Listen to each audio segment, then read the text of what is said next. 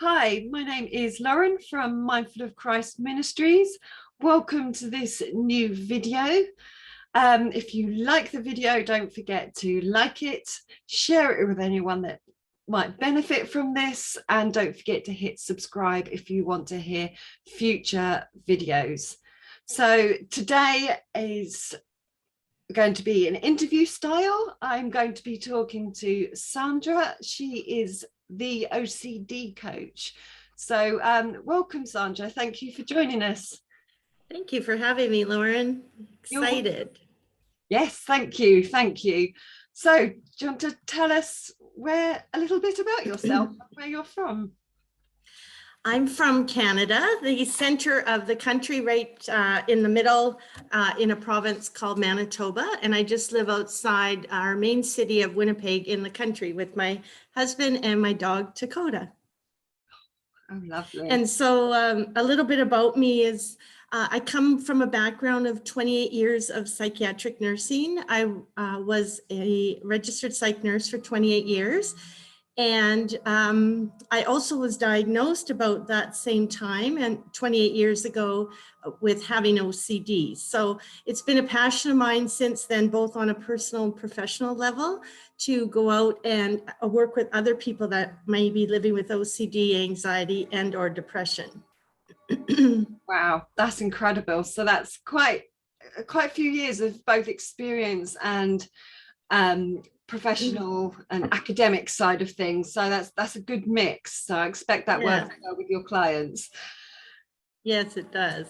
Oh, brilliant. Well, thank you for sharing that. So for those of people that don't know what OCD is, could you just give an explanation of what it is?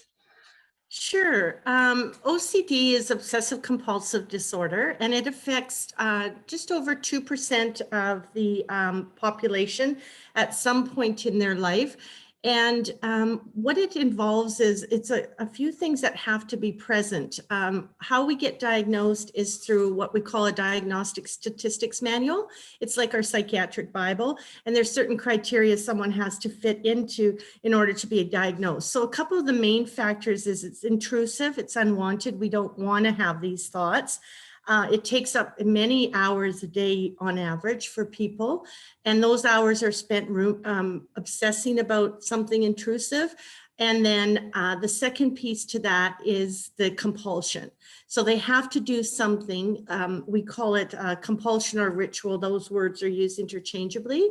And someone living with OCD has to perform some type of compulsion to alleviate the anxiety. Now, the compulsion can be up mentally, but it can also be something they do outwardly, like physically. So for example, some of the more common ones are turning on and off the tap, or checking light switches or doorknobs, just to make sure that nothing bad will happen. And usually the end result of any of these rituals is to prevent something catastrophic from happening. So people can spend hours a day performing these rituals. But what people fail to recognize, and I try to emphasize when I'm working and coaching with others, is that the anxiety that is dropped is only temporary before another form of obsession comes in and takes its place, and the whole vicious cycle starts again. Wow. That sounds like it could be intense at times. Oh, definitely. Yes. It can be very debilitating. I know for myself, it made me housebound at one point in my life where I wasn't even able to go out of my apartment. I was confined to my apartment because the outside world seemed just so scary that I wasn't really equipped or willing to face the world. So my world started to close in smaller and smaller, to the point where it was really hard to even go down the hall to check my mail in the apartment block, or go down a flight of stairs to do laundry. So. Wow, bless you. Yeah, that's tough. Yeah, unfortunately, it was tough for quite a while until I actually came across, I was going from walk-in clinic to walk-in clinic, because I remember when I was graduating from psych nursing, that was around the time where HIV was very prevalent. And in my mind, I felt like I had developed HIV. So I was going from walk-in clinic to walk-in clinic, getting tests for HIV. And even though they were coming back negative, I could not tell my mind that I was okay. There was always that what if. And with OCD, it's what if. We use a lot of the phrase, but what if?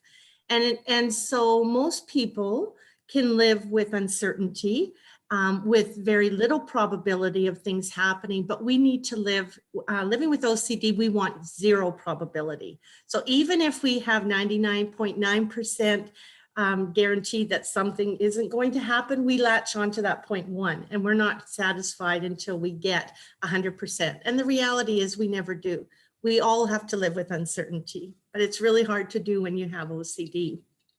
Okay, bless you. So would that be the hardest part of OCD, or is there something else? Really? Well, that's one aspect, and you know, everyone has different forms of OCD. I had almost every type of OCD. And so when people say, I would rather have this type of OCD than have the one I do, but really in reality, the type that you have is the worst because it's happening to you. So I really emphasize that with people, is that, you know, we all come with different types of OCD. And sometimes when we overcome one, it replaces that one with a different one. So sometimes OCD will come in through the front door, the side door, the back door. It finds its way in. It's very creative and very, very sneaky on how it presents itself. But so are we. We're very creative because we find ways to mask it. We find ways to hide it. That often people are very surprised that I have OCD. They'll say, you don't look like someone who will have OCD. But the reality is it doesn't, no mental illness discriminates, right? It affects every walk of life, every gender, every culture. So it just happens that that's what I have. And God gave me the gift of being able to go out and serve others because of it. And that's that's my main mission in life going forward, and has been since the pandemic.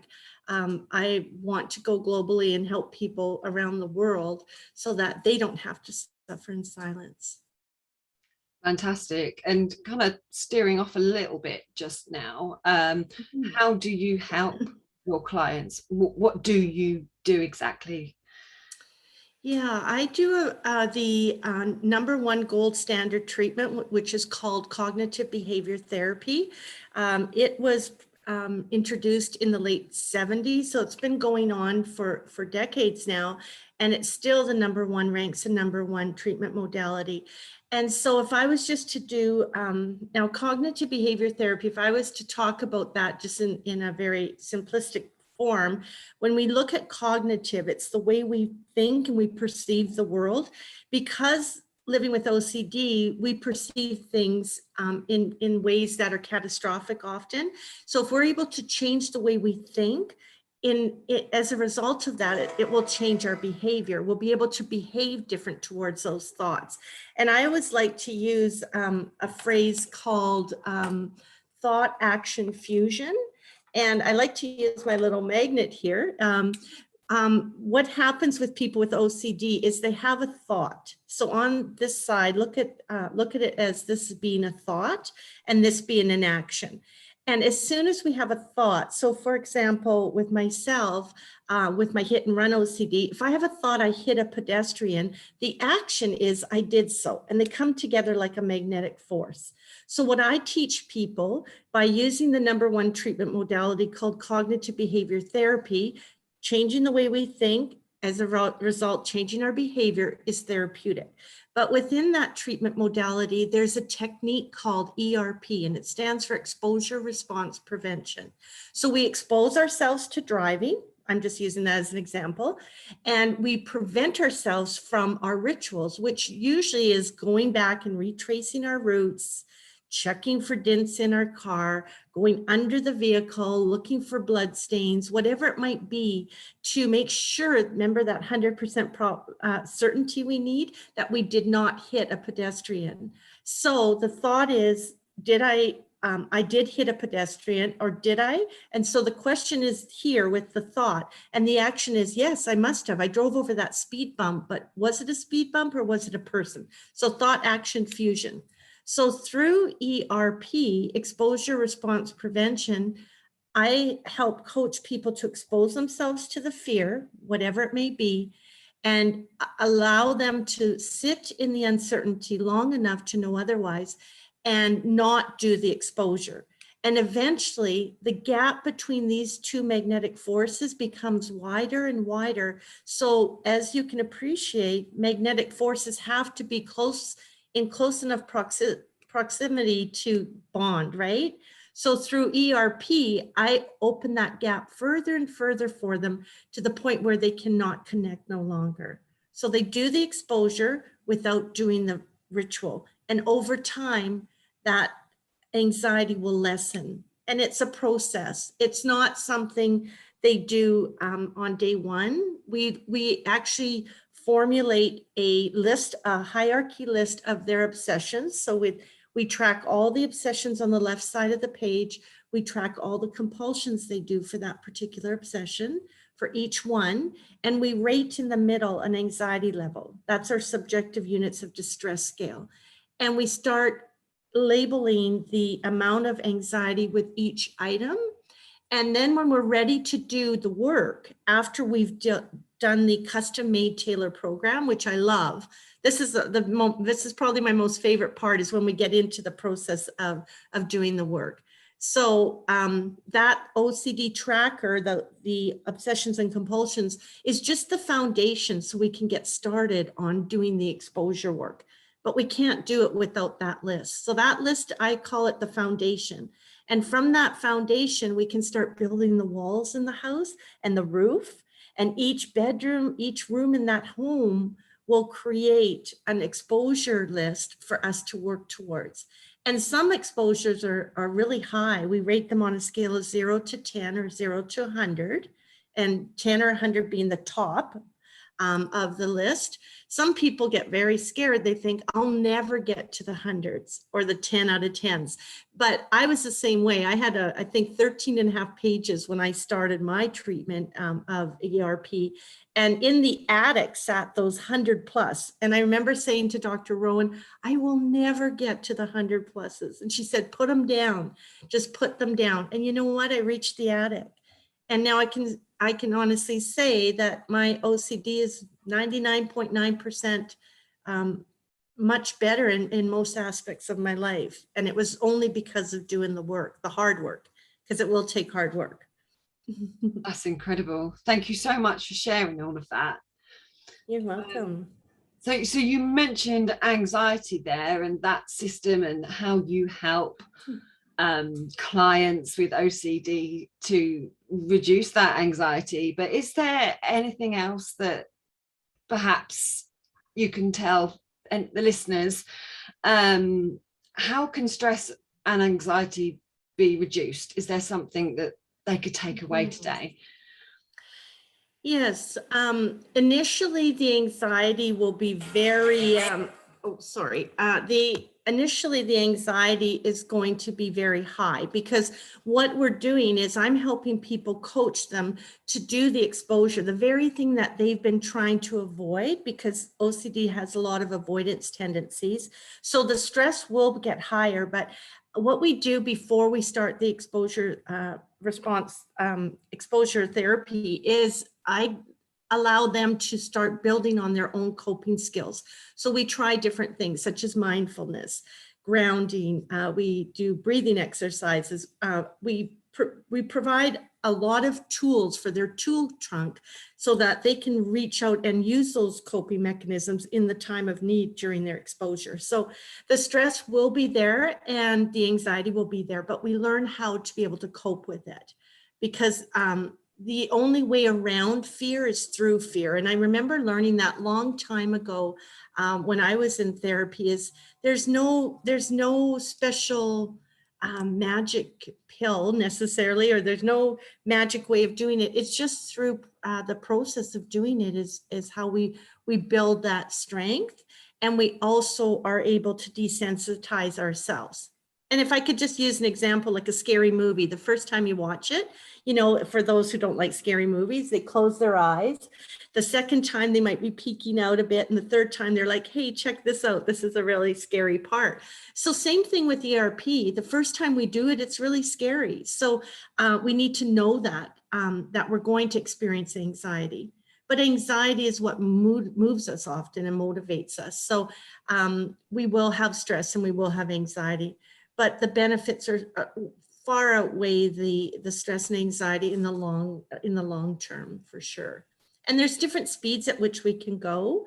If people are really anxious and they come to me, Lauren, I've noticed that I get a lot of the complex cases with OCD. People have been through treatment, or they've been going doctor to doctor trying to get treatment or diagnosis. Do you know that on average, it takes 14 to 17 years for someone to get the proper treatment living with OCD and to be properly diagnosed? Far too many times people are being misdiagnosed. People are being diagnosed with schizophrenia because they think they're hearing voices. They're not hearing voices. It's their own voice telling them that they have to perform an obsession or something bad will happen. So we have this hypervigilance and this hyper responsibility that we carry around. So that in essence causes a lot of anxiety and stress. So I coach people to recognize OCD for what it is and to be able to separate themselves from the OCD over time. So once we get that, we get really good at that, the anxiety naturally comes down and the stress comes down. But there's times during our life where when we have stressful things happening, our anxiety will peak, definitely. It will show up. We wax and wane. We have peaks and valleys, just like anybody else. But when we're having a very stressful time, we will have our OCD a lot more prevalent. It'll be right in front of us. So we need to recognize that and be able to deal with it. Definitely. And so when you're talking about like recognizing that, would that be like triggers? So for people to know and recognize their triggers to setting, I don't know, an episode or anxiety or OCD. So would you work with clients to help them recognize that, or do most people with OCD know what their triggers are already? I don't know. Yeah, that's a great question. Depends on where they're at with their OCD. If they've had any prior therapy with it, they'll often be able to recognize it. But sometimes the anxiety is so overwhelming that the anxiety takes over. So sometimes we have to take a step back and say, okay, what's happening right now? Your anxiety is elevated, your stress is elevated. And then we look at what's happening in their life. And sometimes they're able to identify it, and other times it takes myself to help them to recognize it. Like, okay, you've done a job change. It's the time of year, the holidays, it might be around their work environment. So sometimes we work together on recognizing it. And then more importantly, okay, now we've recognized what's happening. What are we going to do about it? So sometimes we have to course correct. Often I'm in contact with everybody that I work with. I have a few different programs. I have a 10-week WIN program where we meet every week for 30 minutes and we work through the exposure. Once we get the snapshot and that foundation, we create that list and we start working on the lowest anxiety provoking and move up. And we work together very consistently and we build momentum during that time. So they're able to recognize that stress and anxiety, and we're able to seek intervention right away, because there's nothing worse than going weeks on end doing the exposure and doing it maybe not so properly, or we can maybe tweak it a bit to get through the anxiety and the stress, or take a step back and just work on the current things and not keep going up the ladder of the hierarchy. And I always say that when we know we can move beyond what we're working on is about when the anxiety comes down by about 50%. Then we know we can add something else to the list. But sometimes that can take weeks, sometimes it can take days, depending on the person. So yeah, it's, you know, life's happening all around us. Sometimes we're just putting out little fires because there's situations that are occurring in our life. Yeah. Unlike anybody, right? Even people not living with OCD, but there is a high comorbidity. We call it comorbidity when there's 2 or more diagnoses. So it's not uncommon for someone to be diagnosed with OCD and anxiety disorder and depression. So I'm often working with people that have 3 diagnoses.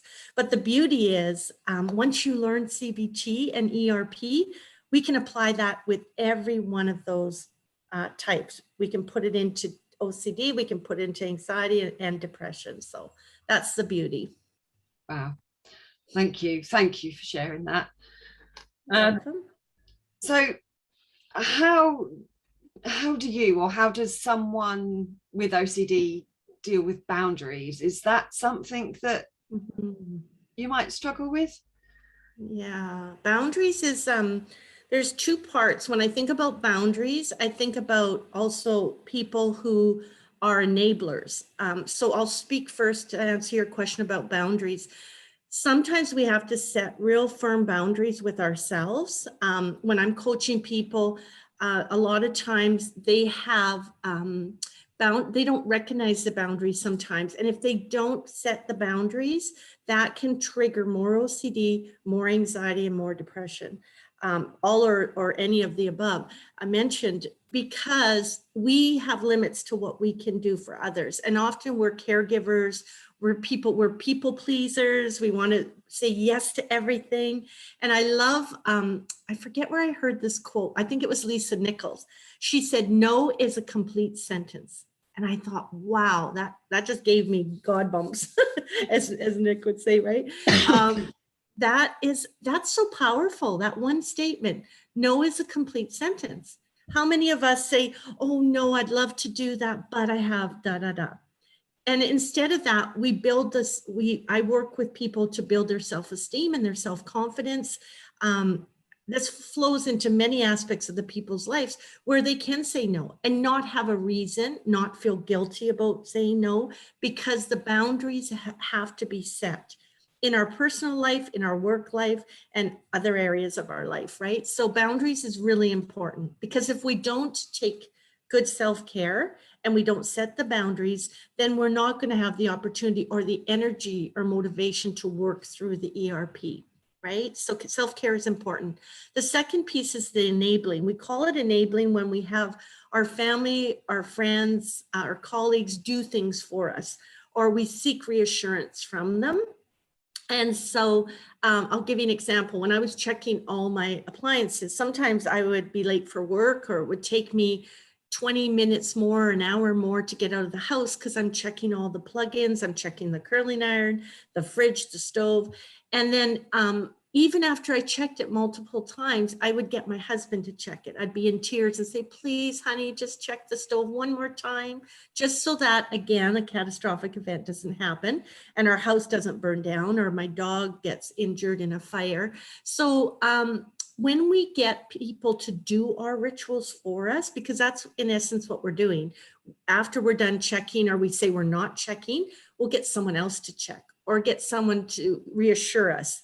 A big thing right now is relationship OCD. I'm getting a lot of people coming to me with relationship OCD where they're doubting their relationship with their partners, or pedophile OCD, or those are 2 of the main ones. But so what they'll do in those situations is they'll seek reassurance from their partner that they love them, or that their partner loves them, or they love their partner. Or the pedophile thing, they will seek reassurance to make sure that they never touched a child or did something inappropriate. So the reassurance comes in every form of OCD. We are always seeking reassurance from others to make sure that everything's okay. But what enablers fail to recognize, and it's no fault of the others because we want the best for our loved one, right, living with OCD. But what they fail to recognize is that by enabling us, by doing the ritual for us, by giving us reassurance, which is a ritual in itself, it's only making our OCD worse. We're not facing it. We're not living with that uncertainty. It all comes back to we instead of little probability, we want no probability. And by doing that, enabling us provides us that reassurance. So another form of reassurance comes, I want to mention this because it's happening a lot, is reassurance is coming in the way of Googling. I have clients that are spending 6 to 8 hours a day Googling their symptoms a day. So it's wonderful when I can see them using those 6 to 8 hours on something productive or on themselves or spending time with their family or just being in the midst of themselves and loving it, not feeling compelled to go to a Google. We have so much at our fingertips now, and it's really scary when you think about it. With social media, we have access to computers, our phone, we always have that. We can always be Googling. And I tell people, no matter what you're Googling, you're either going to find something really catastrophic or you're going to seek that reassurance. But either way, it's only temporary. So we need to learn to live with just refraining from doing the compulsions. Okay. Thank you. Thank you for sharing that. You're welcome. So you mentioned self-care a couple of times. So how can you or someone who's experiencing OCD really practice self-care, and how can it help and benefit them? Oh, such a good question. And that's anybody, not even just, aside from living with OCD or any mental illness, right? Is self-care is crucial. What I ask people to consider when we're putting together their tailor-made program, because that's what it is. It's not a cookie cutter program where everybody has to do this. I make it very tailor specific to their needs. And what I include with all of those tailor-made programs for each person is, what does self-care look like to you? Because not everyone can just sit and do deep breathing, or not everyone can do mindfulness or like a form of meditation. So I work with them on, like I mentioned earlier, providing them with lots of different tools, and then they decide what it is they're going to benefit from, or what they feel that is helping them. But it's really only through trial and error they practice to find out what that is. So self-care and I ask people to practice it every day. It's got to be a daily thing. So first thing in the morning before you get out of bed is practice your self-care by using some of the techniques. So whether it's laying in bed doing your deep breathing, we do box breathing, whether it's meditating, being mindfulness about your surroundings. Another self-care for many, because I'm spiritual, is prayer, spending time first thing in the morning in prayer. Because as you can appreciate, most people, once our feet hit the floor and we start moving, we get busy, right? So I always try to, for me personally, is spend time in bed and out of bed in prayer before I do anything else. So that's the first 20 minutes of my morning. And then I start doing other things. I might go for a walk. So for everybody, it's different, but I use a program called Therapist Aid, and they've got a lot of great resources out of that program that I share with my clients to work on self-care.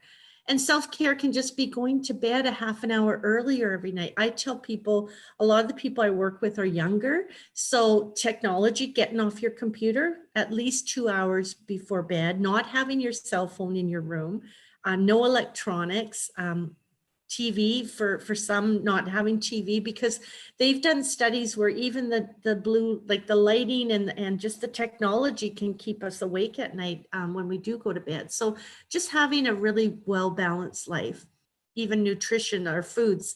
For some people with anxiety, decreasing their caffeine intake, because the things such as pop and coffee and even certain teas, they have caffeine, and caffeine's a stimulant.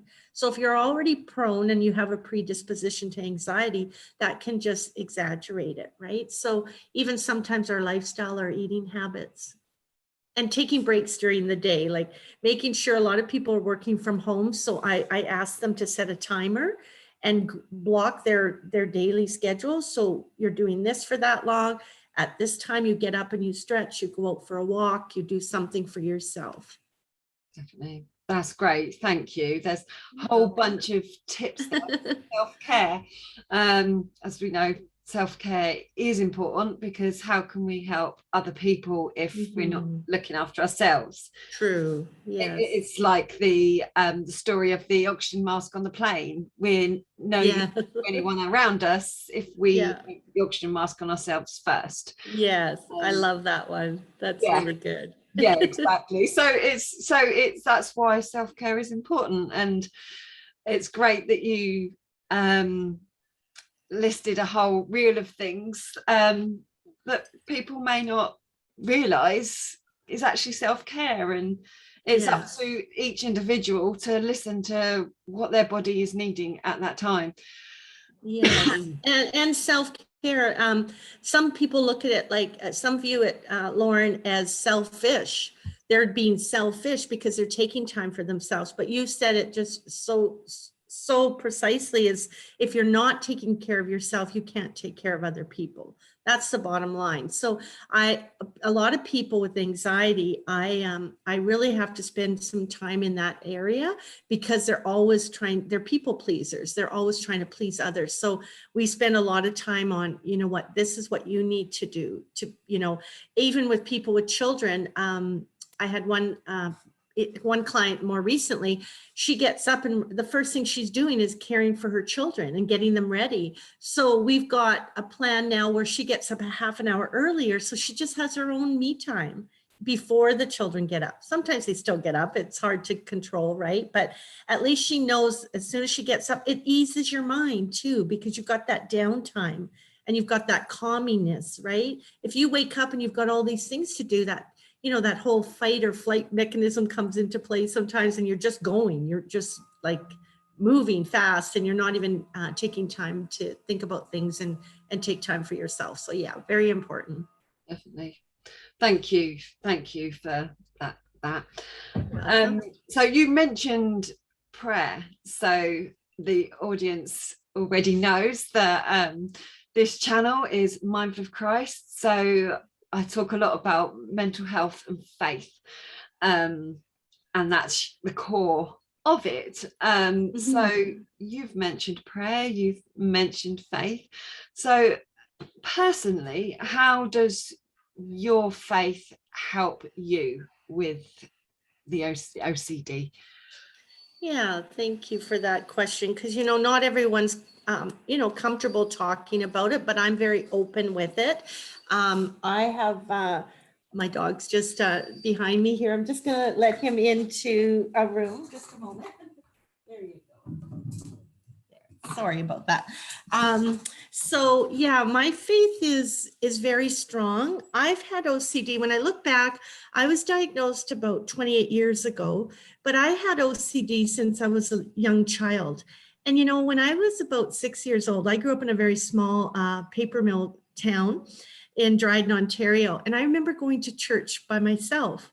In those days, I would just walk to church by myself. And I've been very spiritual since I was a young child, but I always believed in God. I always believed in the Holy Spirit, in Mama Mary. We worship as Catholics, Virgin Mary. And so I never doubted. Even though OCD is a doubting disease, and I doubted many things, and I still continue to periodically with my OCD illness, but I never doubted my faith, never. I always knew God was there, even through the tough times. I knew that I was being led by the Holy Spirit. And I always this is my philosophy, is even in times of difficulty, I always try to take out a lesson from that. Like I always say to myself, what could I learn from this? Yes, this was unfortunate, but we have a good and glorious God, and I know that he's with us. So when I'm having difficulty, even with my exposure, when I was doing things that I really didn't want to do, I used to pray about it, and I always knew that he was present. So he is the one who's helped me through it all, and he'll always be there. So I'm very spiritual in that way. And I see, even during the pandemic, when I started this opportunity to go virtually and work with other people all over the world, I was scared. I didn't feel confident in the sense that I would be able to reach out and help people, but he's the one who's directing me, and he's in the driver's seat, and he leads me to places that I never thought I would be. So yes, I believe he's always present. That's incredible. Thanks, Sandra. So You're we're welcome. coming to an end now. So before we finish, would you like to share with the viewers how they can get in contact with you and where they can find your work and find out more about you? Sure. As you mentioned, I'm the OCD coach. So if you go to my website, www.the, make sure you put the, THE, theocdcoach.com. You'll find all my information there, my story, my blogs, my different programs that I offer people. And they can also reach out by email, info@theocdcoach.com, and my phone number, 1204-295-4408.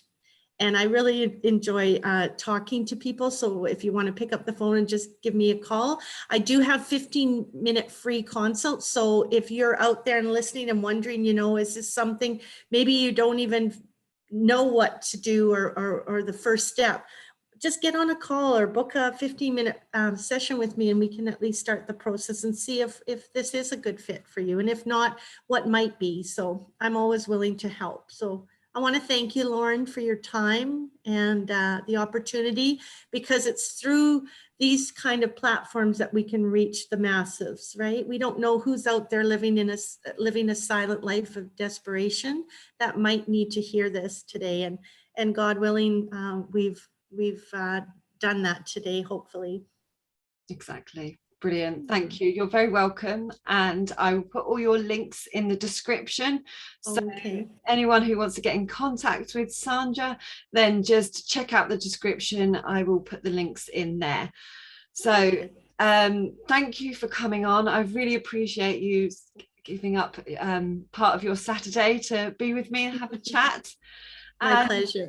Thank you. And if you liked this video and you want to see more videos, then do hit the subscribe button and share and like it if you did. So anyway, enjoy your day.